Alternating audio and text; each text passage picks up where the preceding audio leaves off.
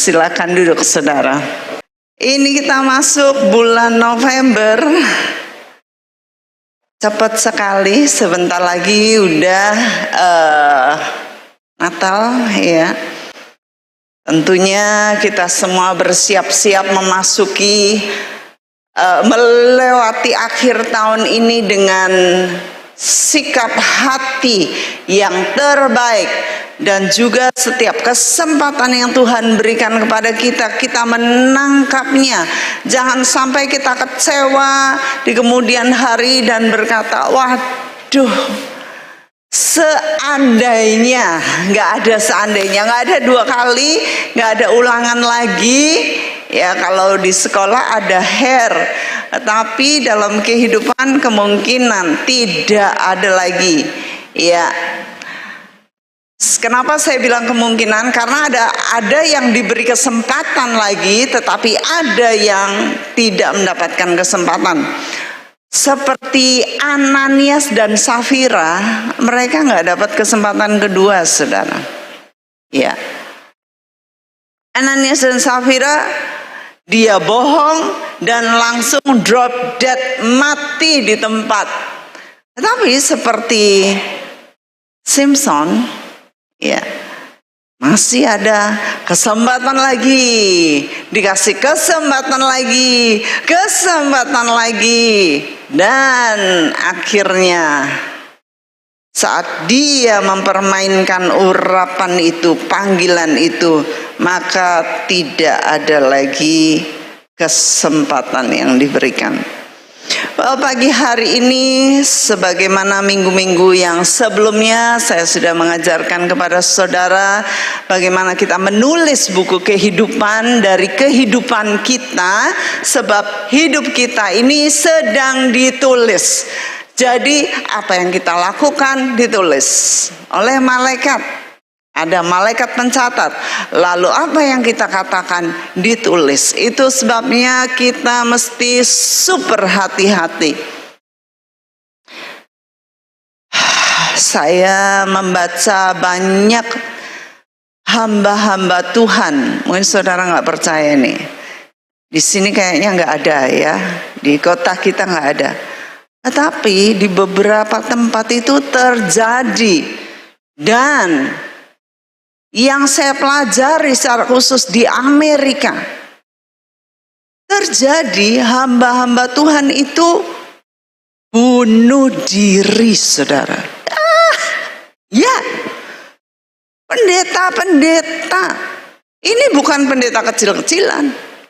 Pendeta mega church. Mega church itu gereja besar yang jemaatnya di atas 5.000, di atas 8.000, ada yang 20.000. Kok bisa ya?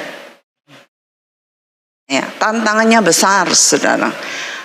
Hamba-hamba Tuhan tantangannya lebih besar daripada saudara jemaat-jemaat. Itu sebabnya saudara perlu mendoakan hamba-hamba Tuhan, perlu mendoakan pendeta-pendeta. Setiap kali saya mendengar berita mengenai kejatuhan hamba Tuhan, ya, dalam hal seksual, dalam hal uang dan sebagainya, saya mendoakan. Saya cepat-cepat mendoakan. Saya tidak menghakimi. Nah, seringkali kan, loh, pendeta kok yang ono? Loh, pendeta kok wedoan? Jangan, saudara, ya. Jangan. Kita harus mendoakan karena tantangannya gede. Saudara tahu Tuhan Yesus saja dicobai, dan kemudian waktu Yesus ini tidak bisa ditembus oleh godaan iblis. Iblis mundur dan dikatakan firman Tuhan apa? Dia menanti waktu yang lebih baik lagi, waktu yang tepat. Loh, Tuhan Yesus dicobai, anak Allah. Dia nggak mempan, Yesus nggak jatuh dalam pencobaan, tetapi kita belajar dari si iblis ini yang menantikan anak-anak Tuhan supaya mereka jatuh. Terlebih hamba Tuhan, kalau hamba Tuhan jatuh, gimana saudara? Jemaatnya kocar-kacir. Kalau gembalanya jatuh, lemah, maka dombanya semuanya akan terbirit-birit. Wah, pendeta ning ngono, pendeta ning ngene, wah ora iso dindelke, wah gini gitu. Saudara doakan, jangan mengatai. Ada sampel contoh-contoh hamba Tuhan itu, aduh sedih saya. Ya, namanya Jared Wilson. Dia umurnya baru 30. Jared Wilson. Dia ini bukan bunuh diri karena lain-lain, tetapi karena mental health, karena gangguan jiwanya. Di jiwanya ini terganggu, dia tiap kali resah, tiap kali takut, tiap kali ini pendeta, jemaatnya gede, banyak banget. Di hari itu, di hari dia mau bunuh diri itu, dia paginya tuh baru nguburkan jemaatnya loh. Nguburin jemaatnya yang bunuh diri. Saya nggak kebayang. Dia kan pasti sudah merencanakannya kan? Merencanakan. Berkali-kali merencanakan bunuh diri, merencanakan pingin bunuh diri. Jadi ada kata-kata di kepalanya, bunuh diri, gendang bunuh diri. Kamu mati lebih enak, kamu nggak susah, kamu nggak usah banyak mikir, kamu nggak usah sengsara, kamu langsung mati aja, segalanya enak. Toh Tuhan ampuni, kamu bisa masuk surga dan sebagainya. Itu di kepalanya. Dia pagi itu nguburin di kuburan. Saya nggak kebayang lah. Jared Wilson terkenal banget. Dia bunuh diri. Dan ada lagi Andrew Stokely dari California. Ini hamba-hamba Tuhan ini meninggal karena bunuh diri. Lalu Jim Howard juga meninggal karena bunuh diri. Terkenal banget di Amerika, itu terkenal ini. Lalu ada Brian Fullwider, 59 usianya, yang tadi dimunculkan. Dia bunuh diri setelah dituduh memperkosa 2 perempuan muda. Selama 5 tahun dia memperkosa 2 perempuan muda di gerejanya. Nah, ini dia. Is this the one? Iya, Brian Fullwider. Dia dituduh memperkosa anak muda di gerejanya selama 5 tahun, sejak anak itu umur 14 sampai 19, dimanipulasi, dibilangin suruh masuk ke kantornya, dibilangin suruh melakukan pelayanan ini dan itu, tetapi dia memperkosa mereka bertubi-tubi selama 5 tahun, dan anak itu diancam sampai akhirnya mereka membuka suara dan akhirnya terjadi. Dan setelah diketahui dan kabarnya nyebar nih, ya kabarnya nyebar, buku kehidupan tetap ditulis. Biar kabarnya nyebar, biar nggak nyebar, biar masih terselubung, tetap buku kehidupan akan ditulis. Firman Tuhan berkata, tidak ada yang tersembunyi di hadapan Tuhan. Semua telanjang di hadapan Tuhan. Itu ada di Ibrani 4 ayat 13. Sudah baca di sana. Gak ada. Suatu kali Tuhan akan ungkapkan. Ya, sebab kita sedang ditulis hidup kita. Ada lagi juga Dr. John Gibson. Bunuh diri juga setelah namanya masuk dalam website dituduh karena dia berzina. Suami istri gambarnya menyedihkan sekali. Iya, ini dia. Nah, ini dia dikatakan suicide itu bunuh diri setelah namanya terekspos. Ya. Padahal dia seorang dokter, dia pengajar di sekolah teologia, muridnya banyak. Waktu mengetahui bahwa dia sebegitu jatuh dan tersebar namanya, dia begitu malu. Padahal mereka mengampuni dia, it's okay ya. Tetapi dia tidak tahan, malu, dituduh orang-orang luar. Ada mereka yang berempati, memberikan kemurahan, tetapi banyak yang nuding, ya. Dan akhirnya dia bunuh diri. Pastor Seth Oliver 42 ketangkap selingkuh dan takut kehilangan pekerjaannya, dia pun bunuh diri. Beberapa pendeta mereka itu mengunjungi situs porno, saudara. Ya, saudara sekarang gadget di tangan atau saudara punya laptop, ya. Saudara ngunjungin situs porno, maka itu akan tiba-tiba nanti dimunculkan di medsos saudara. Betapa bahayanya, memalukannya saat itu terjadi. Waktu itu salah satu murid di tempat kami KCC, ada yang demikian. Dia berkata, saya nggak nyangka, kaget banget. Karena apa? Mungkin nggak banyak kali dia ngunjungin situs porno, ya, tapi mungkin 1, 2, 3 kali gitu, tiba-tiba itu muncul di medsos dia, dan orang tahu bahwa dia telah mengunjungi situs-situs tersebut. Malu banget, dihapus nggak bisa, saudara. Di dalam HP saudara itu ada yang namanya rekam digital. Rekam digital, ya. Saya tiap bulan dikirimin dari Google. Bulan ini kamu pergi kemana saja? Ke Pasar Gede, ke Semarang, ke Surabaya.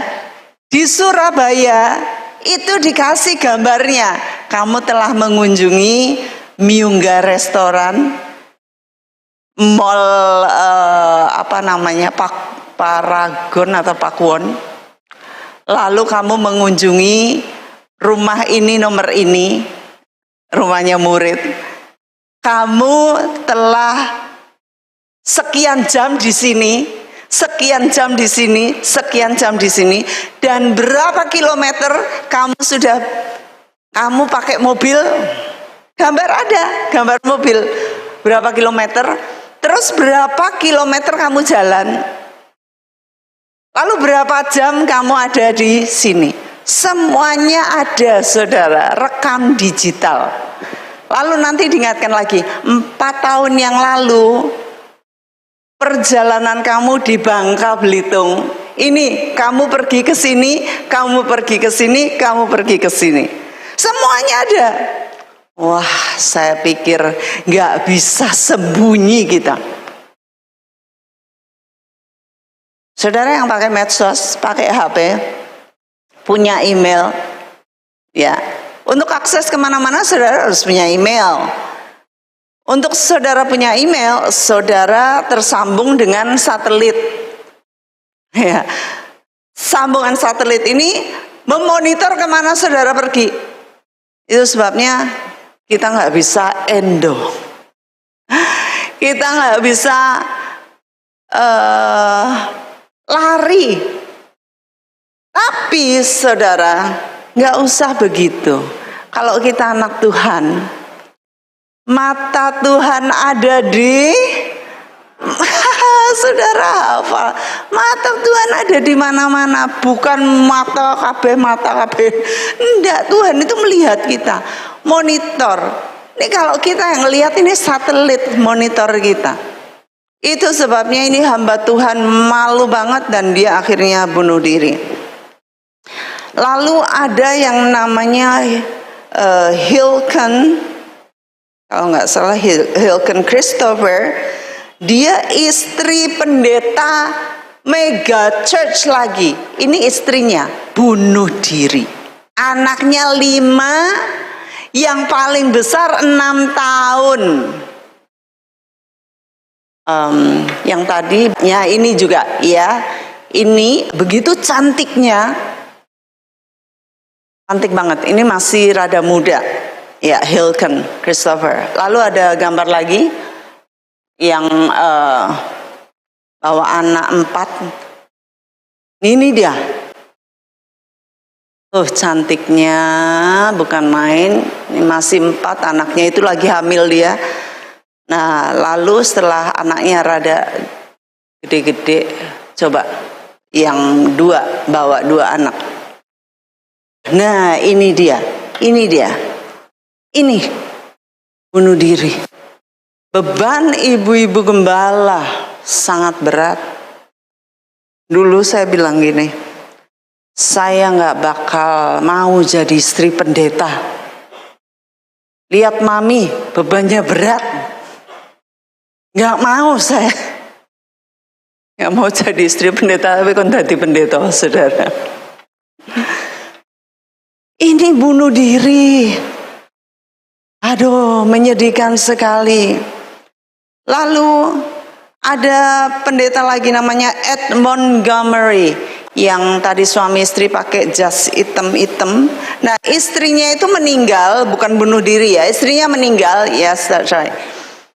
Lalu beberapa bulan, mungkin kayaknya 6 bulan, dia nggak tahan. Hari-hari dia dengar suara seperti telapak kaki jalan, dengar suara istrinya. Lalu dia merenungi nasib, dia nangis terus, dia ke kuburan terus, dia nangis terus, dia ke kuburan terus, dan akhirnya dia nggak tahan, bolak-balik dia bilang aku mau bunuh diri. Mereka bilang jangan. Suatu kali hari Minggu, anaknya 1 cowok, ibunya lagi datang. Dia ngomong sama mamanya, "Ma, aku udah gak tahan. Jangan." Lalu mamanya datang dan dia pakai pistol di kepala. Anaknya udah teriak, jangan tembak. Dia bilang, aku udah gak tahan. Dur. Dilihat oleh anak dan mamanya. Menyedihkan sekali. Ini pendeta gereja besar, jemaat banyak. Menyedihkan. Lalu ada lagi terlalu banyak, saudara. Reverend Barry Dambaza bunuh diri dengan lompat dari lantai 3. Lalu ada seorang priest, yaitu pastor. Pastor itu juga, nah ini betul, ini yang lompat dari lantai 3. Lalu ada priest yang bunuh diri juga. Ya, dengan saya menampilkan hamba-hamba Tuhan ini yang mengakhiri hidupnya dengan apa yang bukan Tuhan kehendaki. Kita belajar, saudara. Belajar pertama, kita belajar mendoakan para hamba Tuhan. Jangan menghakimi, jangan menuding. Doakan. Mana aminnya? Wah. Saudara doakan, jangan digosipkan. Apa yang terjadi jangan digosipkan. Saudara doakan. Karena mereka adalah target iblis yang paling empuk. Mereka target iblis yang paling empuk. Ya, pendeta dibilang, walah iki ibu pendeta pakai rok baru lagi, tasnya anyar meneh, lunga meneh, kuwi kok kelemon ya. Nek kuru kena apa, no persoalan to. Ya toh, lemu salah, kuru salah. Saya lupa nampilin ya. Baru aja saya lihat seorang pastor Katolik, dia khotbah gini. Itu ya, orang-orang gemuk nanti masuk neraka semuanya karena rakus serakah. Tiba-tiba ada di belakangnya itu mungkin WL ya. Dia gemuk gitu, dorong joroknya, pasturnya jatuh, saudara. Saking anyel. Jadi kalau jemaat mengkritik, ini pendetanya ngeritik gantian, tapi ngeritiknya ngawur. Kalau ngeritik membangun itu bagus, saudara. Ngeritiknya lemu masuk neraka, rakus serakah katanya. Wah, tetapi kita kalau dikritik, wah kok lemu men? Iya ya aku lemu yo. Ya wis aku carane kuru piye. Gitu. Oke kuru men. Iya ya aku kok kurus ya, carane aku gemuk gimana? Oke kukulen. Misalnya, saya dulu kukulnya apa loh saudara? Lihat ya dulu. Lihat nggak ada kukulku? Bersih. Tidak pakai kacamata. Tapi dia belajar positif, saudara. Dia bilang saya kukulnya dia bilang bersih itu positif. Walaupun kenyataannya, ya. Siapa yang lihat? Pak Hujan, lihat nggak? Ndak ya, ndak ngateke wong ketemu Cik siapa? Sing ayu banget iki. Wis ndak ngateke. Iya. Saudara, kita hati-hati dengan kehidupan kita. Hati-hati dengan kata-kata kita. Saya kayaknya saya udah ceritain sama saudara ya. Saya pas perjalanan ke Tibet, tiba-tiba ada seorang tuh mendekati saya. Hanya saya yang didekati.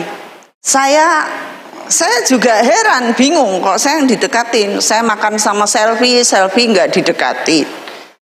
Ada grup lain nggak didekatin. Grup kami nggak didekatin juga. Cuman dia sebutkan namanya, kemudian dia pegang tangan saya, dia peluk, lalu dia bilang I love you katanya. Ini cewek muda. Wow. Dan dia dari seberang, ya, karena dia pakai itu ya. Lalu saya bilang, wah kamu cantik. Saya bilang kamu cantik sekali. Oh terima kasih katanya. Lalu pulang kami sampai sekarang terhubung. Dia ngabarin saya, dia cepet-cepet tiap kali dia bilang, aku kangen kamu katanya. Oh kamu kangen, iya aku juga kangen kamu. Saya bilang, saya lagi berusaha mencoba menjalin hati saya. Ya saya harus katakan saya juga mengasihi kamu. Ya.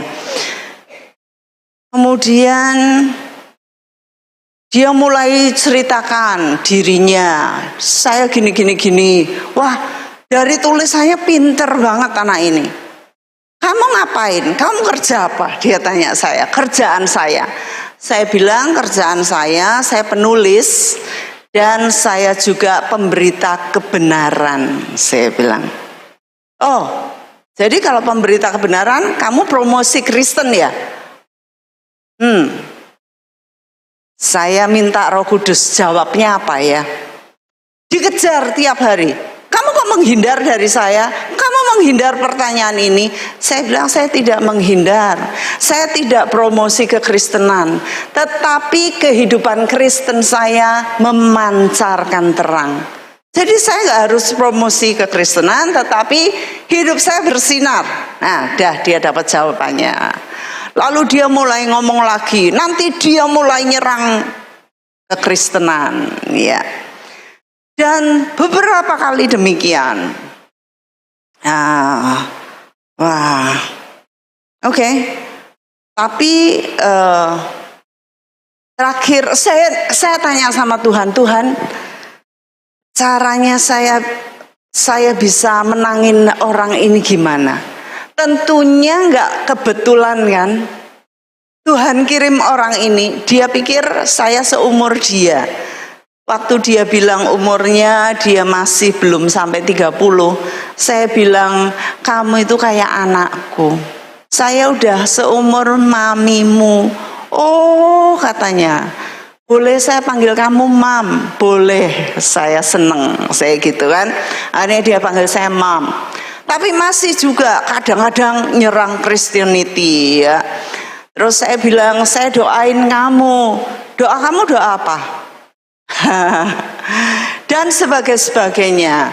Lalu beberapa waktu yang lalu dia bilang begini, "Hei, saya lagi baca buku." Dia pinter, baca buku filosofi, baca buku apa lagi. Dan terakhir dia bilang, saya lagi baca tentang Adam. Adam ini dia dijadikan sebagai manusia pertama. Oh, baru tahu. Ya, tapi saya diam dulu. Dia itu tingginya 40 meter katanya Adam itu. Lalu sekarang saya sedang membaca Nuh dan bahteranya. Oh, nah mulai saya masuk. Oh, semuanya itu ada di dalam Bible, ada di dalam Alkitab. Saya bilang, kamu saya kirimin ya link Alkitab bahasa Mandarin, saya bilang. Lalu saya kirimin, terus dia menjawab gini, kami tidak pernah mengakui kitab lain. Tidak ada kitab yang benar selain kitab saya. Alkitab itu sudah korosi, sudah direkayasa manusia isinya. Wah, saya diam dulu, gimana jawabnya Tuhan? Saya pingin, ini kan Tuhan kirim ke saya, sangat berharga. Dia bilang hari-hari ini banyak orang Indonesia datang, tetapi tidak ada yang seperti hati saya kepadamu, katanya. Oke, tapi ini loh sering nantang-nantangin. Lalu saya nanya Tuhan, dan saya belum dapat jawabannya. Saya mesti jawab apa? Karena saya, saudara masih ingat, kita sedang nulis buku kehidupan. Kalau saya bilang, tidak, kitab saya paling benar, kitab kamu salah, justru yang benar adalah kitab saya, yang tidak pernah korosi, yang dilindungi oleh Roh Kudus, yang tidak pernah direkayasa oleh manusia. Kalau saya jawab begitu, bubarlah semua. Dan dia sering jawabin kayak gitu sama saya. Tapi saya selalu bilang, kamu cantik luar biasa. Saya bersyukur kamu pinter, Tuhan akan pakai kamu. Nulis buku kehidupan, saudara, saya jawab. Lalu saya nggak jawab yang ini. Kitab saya paling benar, kami tidak menerima agama lain. Di dalam kitab saya tidak menerima agama lain. Oh, Tuhan, gimana ini? Saya diam aja, saya berdoa. Tiba-tiba muncul. Kemarin tuh ada rombongan orang Indonesia. Mereka sedang baca artikel tentang kamu. Mam, kamu sedang ngapain? Waktu saya tunjukkan foto kamu, kok mereka semua tahu kamu? Kamu orang terkenal ya di Indonesia. Dia jawab begitu. Saya belum jawab. Saya doa lagi sama Tuhan. Nah, mulai Tuhan bukakan jalan lain. Kalau saya jawab keliru, kalau saya jawab nyerang dia, nyerang agamanya, dia langsung putus hubungan sama saya. Dan saya akan kehilangan jiwa. Mungkin satu jiwa ini akan bisa menangkan sekampungnya. Amin. Saya rindu kalau saudara ini agak dianyeli sama tonggone saudara, jangan banggal telur busuk. Ya. Jangan nyapu sampah di depan rumahnya. Ya. Kalau teriak-teriak, iya belakang rumah papi itu ada seorang perempuan luar biasa yang kalau datang itu selalu marah-marah. Mana itu Kitty? Kitty siapa? Anjingnya itu loh. Oh, namanya bukan Kitty, Bu. Saya sudah namain Kitty. Loh, kok ngasih nama sendiri? Saya naik ngamuk-ngamuk. Lalu nanti tiap jam berapa bersin-bersin? Hah? Jam 11-12 itu bersin. Nah, kita harus doakan. Jangan anyel sama tonggo yang anyel ke. Itu kesempatan kita untuk mengasihi mereka. Kita sedang nulis buku kehidupan. Oh, puji Tuhan, saudara. Mari kita baca dalam Kisah Rasul 20 ayat 24. Kita baca bersama-sama 2-3. Tetapi aku tidak menghiraukan nyawaku sedikit pun, asal saja aku dapat mencapai garis akhir dan menyelesaikan pelayanan yang ditugaskan oleh Tuhan Yesus kepadaku untuk memberi kesaksian tentang Injil kasih karunia Allah. Di sini dikatakan bahwa kita harus mencapai garis akhir, menyelesaikan pelayanan yang ditugaskan oleh Tuhan. Ya, ada ayat lain lagi mengenai Paulus, 2 Timotius 4 ayat 7 dan 8. Kita baca bersama-sama kembali. 2-3. Aku telah mengakhiri pertandingan yang baik. Aku telah mencapai garis akhir dan aku telah memelihara iman. 8. Sekarang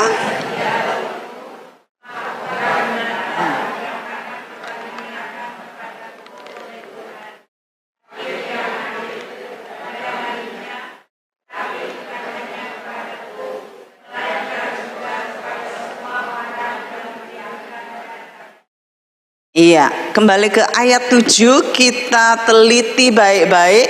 Katanya, aku telah mengakhiri pertandingan dengan baik. Saudara, kita ada dalam pertandingan yang mana pertandingan ini ditulis dalam buku kehidupan. Ya. Dan dikatakan pertandingan ini diakhiri dengan baik. Lalu dia bilang, aku telah mencapai garis akhir. Ya, kalau saudara lihat pelari-pelari itu, balapan lari itu, dia kalau mendekati garis akhir itu, dia sungguh-sungguh lari dan dia harus nginjak garis akhir. Paulus di masa tuanya, dia berkata, aku sudah hampir mencurahkan darahku. Aku sudah selesai. Aku telah mencapai garis akhir dan aku telah memelihara iman. Saudara, pelihara iman. Sementara saudara sedang dalam gelanggang pertandingan, saudara jangan bertanding di garisnya orang lain. Nah, ngurusi urusannya orang lain. Tapi saudara bertanding di garisnya sendiri. Saudara sudah bertanding belum? Saudara sudah ngejar belum? Ada ayat yang mengatakan bahwa, tolong dicarikan, ditampilkan. Yang terdahulu itu hati-hati. Yang terdahulu bisa menjadi yang terkemudian. Terkemudian ini yang terakhir. Yang terakhir bisa menjadi yang terdahulu. Hati-hati. Kita yang sudah mulai gocap ke atas, ya. Kita sudah bertanding. Ya. Kita sudah ngoyo sejak muda, tetapi kemudian lihat anak-anak muda, apa kuwi? Ra iso, isane mung kaya ngono. Nyek. Ya wis. Nek aku ora diceluk meneh ya wis, aku tak mundur wae. Aku ora dikon pimpin pujian, ya wis aku pindah gereja.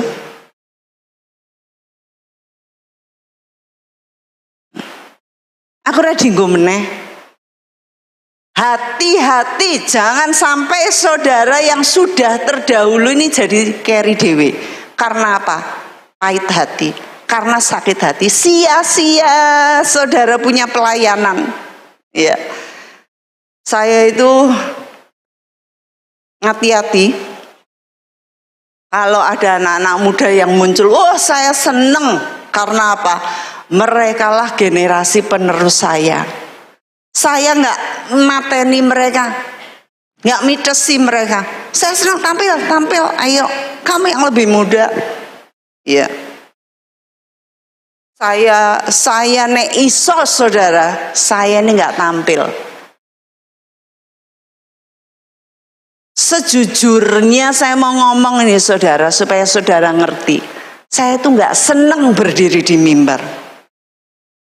Saya nggak seneng tampil.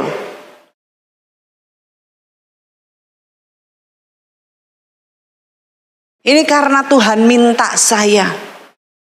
Di mana-mana kalau saya iso nyenuk duduk denger, saya seneng banget.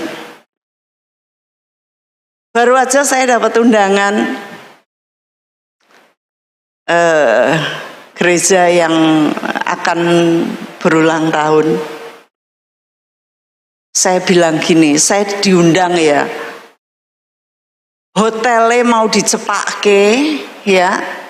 Mereka mau bayarin hotelnya, saya bilang nggak usah, saya bayar sendiri. Saya bilang, Meg, kami ini dan itu, nggak apa-apa, saya bayar sendiri. Udah nggak usah direpotkan. Gini ya, saya nggak mau GR, tapi mbok menowo.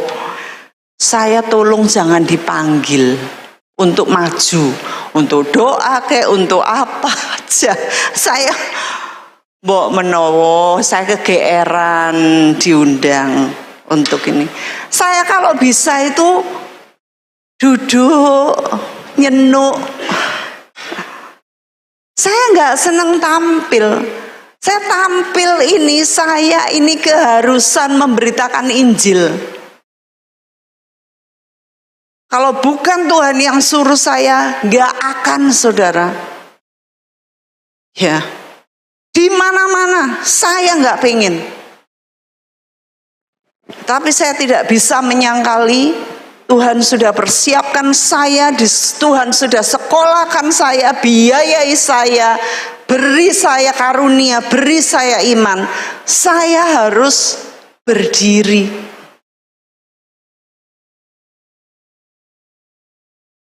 Ya, lah kui tampil kui. Atau biru loh saudara. Terima kasih ya saudara. Ada sing sampai guyu kekel gitu loh. Gini tuh supaya kita bisa menjangkau anak-anak muda, menjangkau orang-orang lain, menjangkau generasi-generasi. Jangan pakai batik terus, ya, pakai jas terus.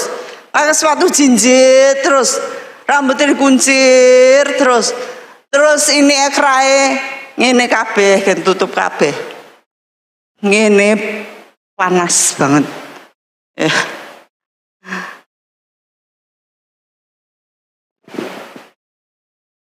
Aku menjadi siapa saja, apa saja kata Paulus, demi supaya menjangkau banyak orang. Aku menjadi seperti Yahudi supaya aku menjangkau orang Yahudi. Aku menjadi seperti orang di luar Yahudi supaya aku menjangkau orang-orang di luar Yahudi. Itu maksudnya saudara.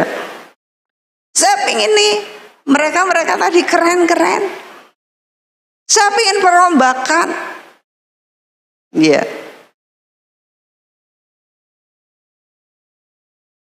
Jadi kita harus hati-hati, jangan sampai kita yang sudah dahulu menjadi terkemudian.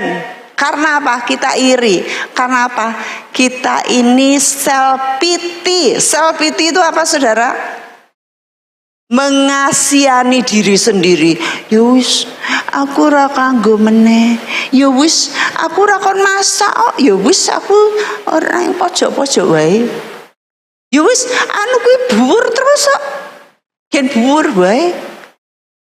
Gen terkenal. Aku tak ngene pojokan wae, aku tekone tak telat-telat wae. Hati-hati, saudara. Pahit hati. Kalau pahit lama-lama saudara tergerogoti penyakit. Kalau ada yang muda maju, saudara harusnya sorak-sorai dukung. Saya senang anak-anak muda maju. Gak apa-apa, saya nggak dipakai, saya pelayanan yang lain gak apa-apa, tapi jangan negatif. Ya, saya pelayanan yang lain. Ada apa, Bu Dewi? Saya bisa ngosek apa? Saya bisa ikut bantu apa, Bu Dewi? Ya. Jangan negatif. Saudara harus menulis buku kehidupan saudara dengan baik.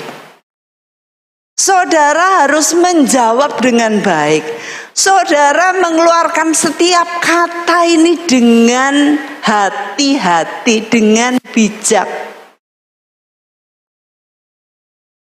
Karena apa?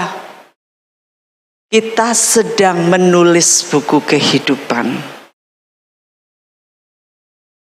2 Korintus 3 ayat 2 dan 3. Mari kita baca 2-3. Kamu adalah surat pujian kami yang tertulis dalam hati kami dan yang dikenal dan yang dapat sebelumnya, balik lagi, yang dapat dibaca semua orang. Saudara perhatikan ini. Kalau kita ini adalah surat, saudara saya bilang, saudara adalah surat pujian saya.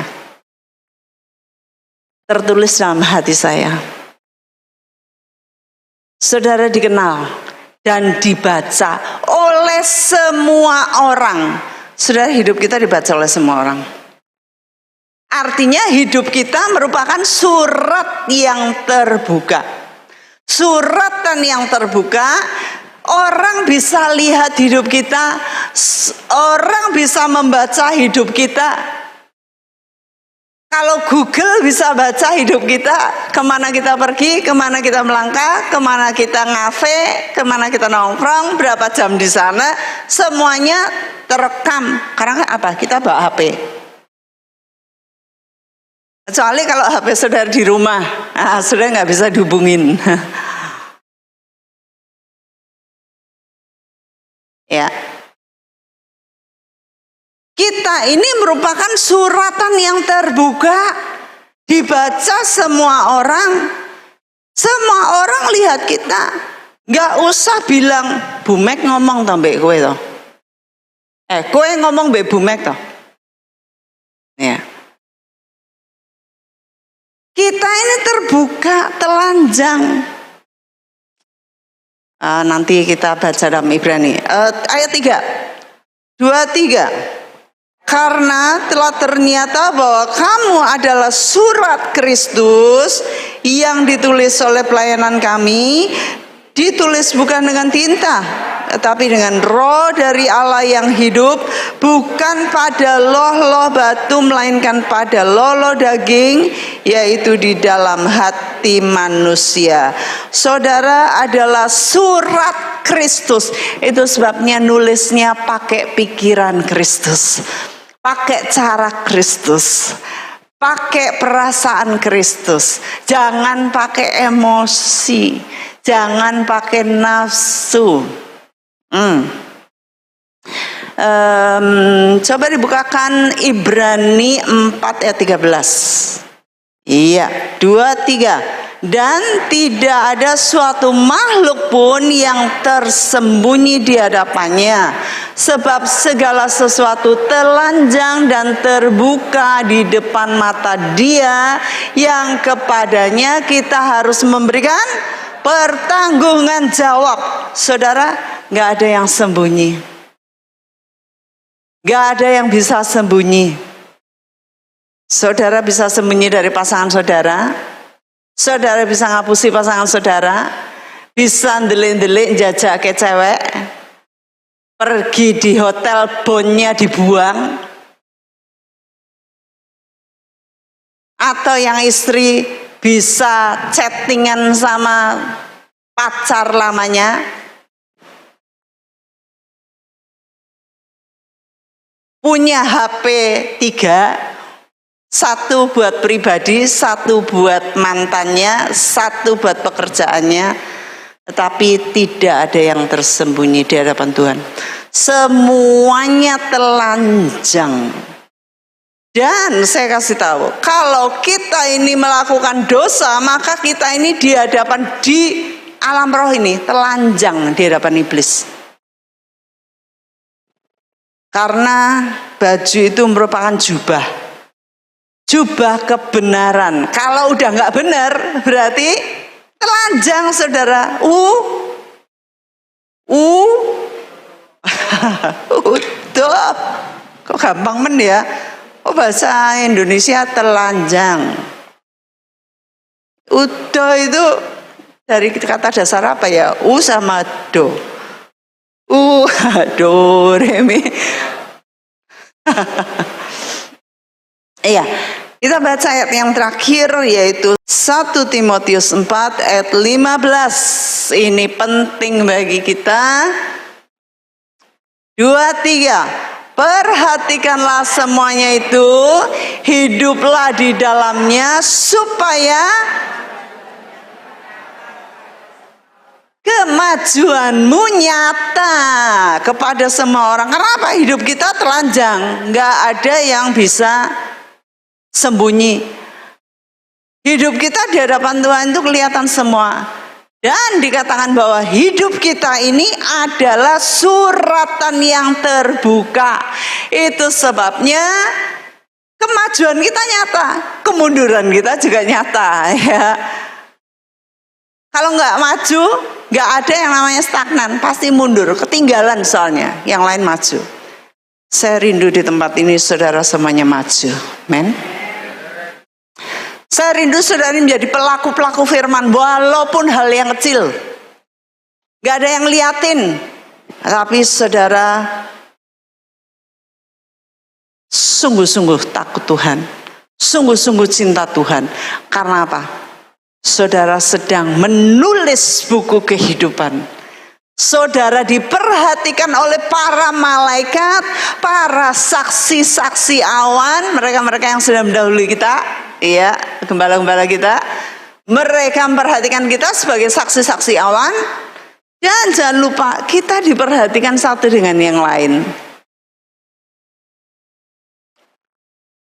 Saya rindu di sini sama-sama sebagai a bright community, sebagai komunitas mempelai. Kita terus mengenakan jubah putih. Kita lari, ya. Lalu kita akan mencapai garis akhir dengan sempurna. Puji Tuhan, puji Tuhan. Mari kita sama-sama tunduk kepala. Bapa, hamba bersyukur untuk firman yang Tuhan titipkan ini, yang akan menolong kami semua untuk bisa hidup sebagai orang-orang yang telanjang di hadapan Tuhan dan di hadapan manusia secara rohani. Kami rindu agar kami menjadi suratan yang terbuka yang dapat dilihat dan dinilai orang bahwa kemajuan kami sungguh nyata. Mbak berdoa buat setiap pemirsa streaming atau YouTube dan juga semua jemaat yang dikasihi di tempat ini. Mbak berdoa saat mereka menjalani kehidupan mereka sebagai orang yang diperhatikan, mereka sungguh-sungguh punya roh takut akan Tuhan. Sebab mereka sedang diperhatikan oleh saksi-saksi awan, diperhatikan oleh para malaikat, diperhatikan oleh orang sekitarnya. Kuatkan kami semua Bapa, agar kami terus hidup di dalam roh, agar kami tidak menyia-nyiakan kata-kata kami, menyia-nyiakan kesempatan kami, menyia-nyiakan hidup kami, sebab kami sedang menulis buku kehidupan. Terima kasih Bapa.